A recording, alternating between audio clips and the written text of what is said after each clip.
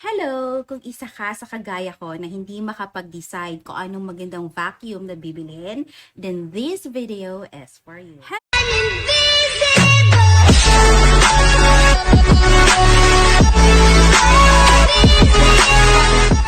Hello everyone, this is LoveCD and welcome back to my channel.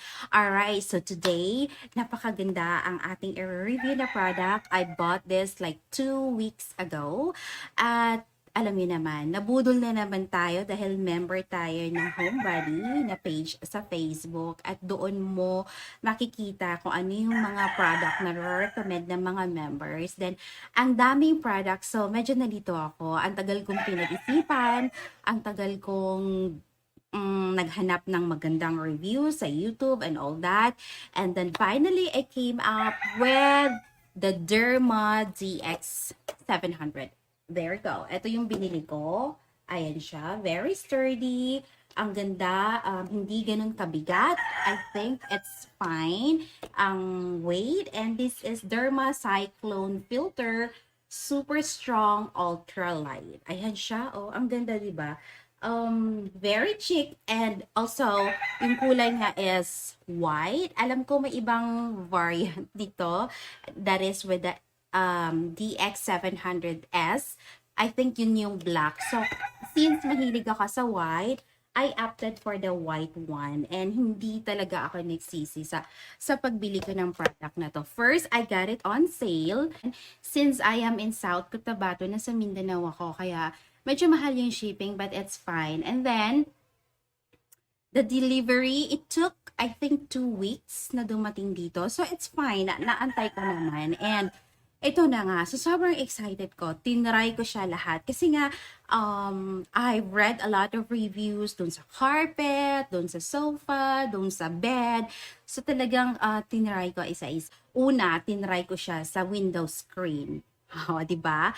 So kung nakikita nyo, sobrang daming alikabok yung window. Yung screen ng window, sobrang dami ng alikabok. And I was like, itry ko ng i-vacuum to kung talagang matitest ko yung suction ng vacuum. And, to my surprise, hindi nga ako umabot ng 1 minute sa kaka-vacuum. I did it for like 20 seconds and ito yung result.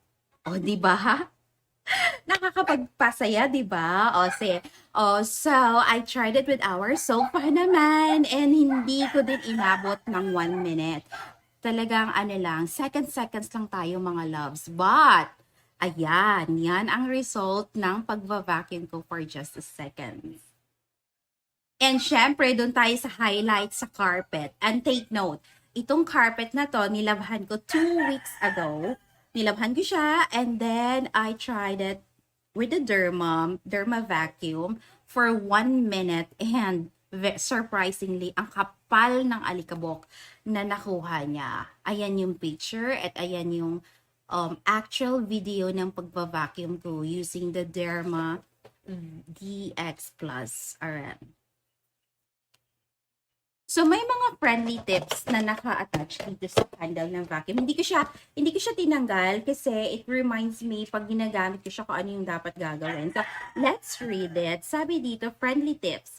Clean the filter element regularly to maintain large suction. So itong filter niya saan dito, pagkatapos yung gamitin, dapat talaga nililinisan agad para yung suction niya magiging pa din, consistent and very strong, di ba? Tapos yung clean the dust on the filter element after each use.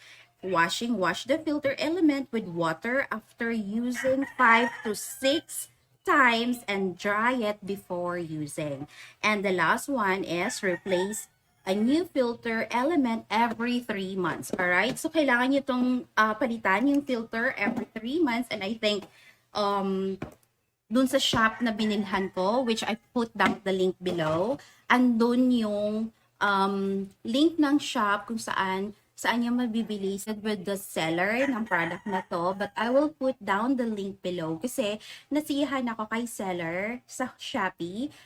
Very accommodating and nagre-reply agad-agad. So, lahat ng mga questions ko, sinasagot naman talaga nila.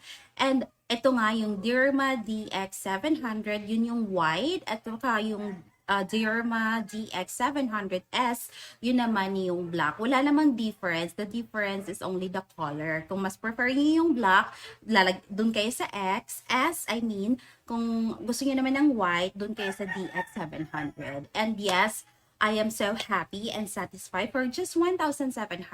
Very practical na buy. And pinaka-importante yung performance na sobrang ganda. Ang ganda ng performance niya when it comes to carpet vacuuming, sa sofa vacuuming. I tried it with the window screen vacuuming. Tinry ko din siya sa bed and all have given me a very good result. So sobrang impressive, na-impress ako. Kaya talagang ginawa ko ng review. So kung ikaw ay nagdadalawang isip pa at hindi pa makapag-decide, so I highly recommend the Deerma DX700 kasi hindi ka magsisisi. Ang cons lang nito is you have to let it rest kasi sa sobrang lakas niyang mag-suction, mabilis siyang uminit. But mataas din yung cord niya, so sometimes hindi na ako gumagamit ng any extension wires kasi nga mataas siya. So, ito yung specification ng Deerma. Makikita niyo dyan, and yun na. Alright, there you go guys. If you love this video, please don't forget to click that notification and subscribe to this channel so that you get notified on my latest upload. And again, this is Loves D. Thank you so much for watching. Bye!